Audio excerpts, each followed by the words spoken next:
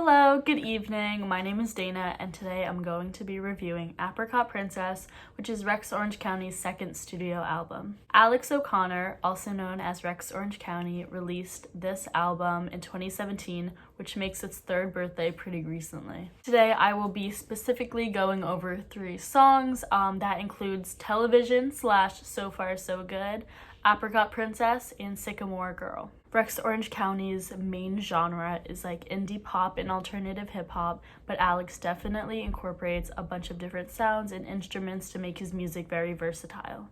The first song I will be focusing on is Apricot Princess, which I heard about after listening to him a little bit. In this song, he talks a lot about the ups and downs in his past and current relationships, and he highlights his love for his girlfriend. I really like how unique this song is because around 2 minutes, it switches from a really nice, intense orchestra part to like a smoother, jazzier pop part, and the transition is so smooth. This song, especially the second half, has a lot of like piano shakers, some synthesizer type things. I think that through this song, Alex conveyed relationships perfectly. Obviously, there's ups and downs and twists and turns, but both lyrically and musically, I think that it symbolizes it perfectly.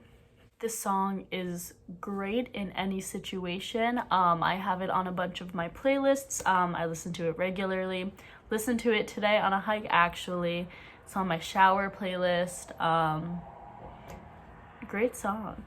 In my books, I give this an 8 out of 10. The next song I'm going to be talking about is Television / So Far So Good, which I also heard about after getting more into Rex Orange County's music. This song highlights a lot about his current relationship, and it just talks about how he's very comfortable with his girlfriend and how they have such a close bond, which I think is very important.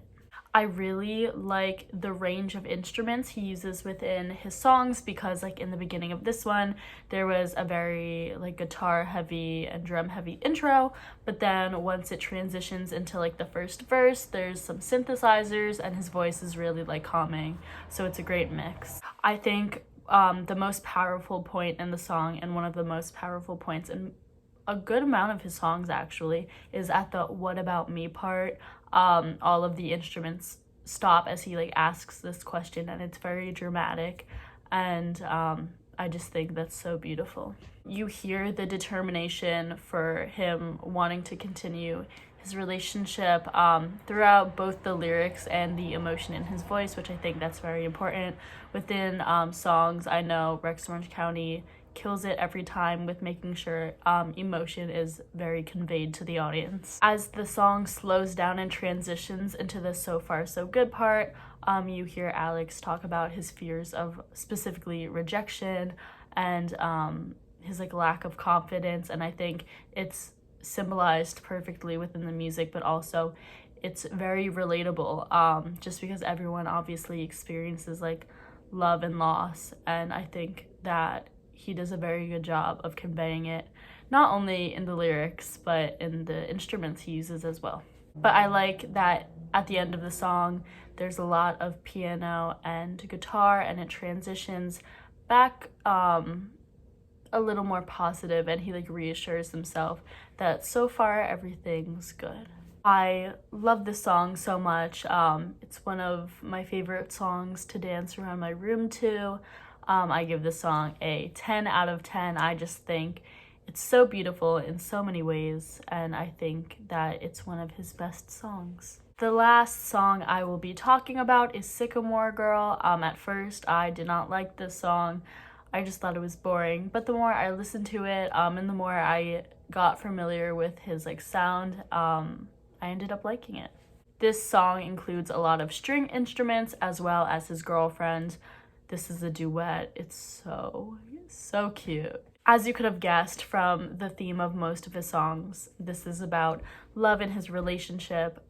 He highlights a lot of like promises and commitment to his girlfriend, and it's very sweet. There is definitely a jazz feel to this song that you don't really get in any other songs within this album.